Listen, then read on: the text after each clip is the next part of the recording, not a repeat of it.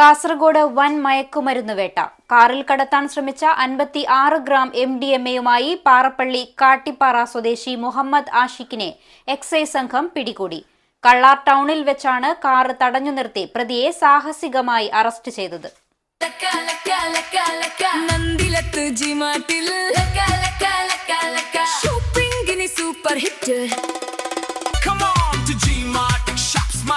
Celebrate lucky draws, exciting prizes. Laka laka, don't be late. Mandilatte G-Martil.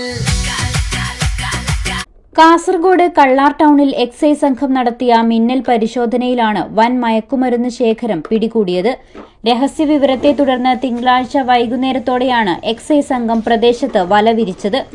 കാറിൽ കടത്താൻ ശ്രമിച്ച 56 gram MDMA-യുമായി Ambalathara Parappally Kattippara സ്വദേശി മുഹമ്മദ് ആഷിഖാണ് പിടിയിലായത്.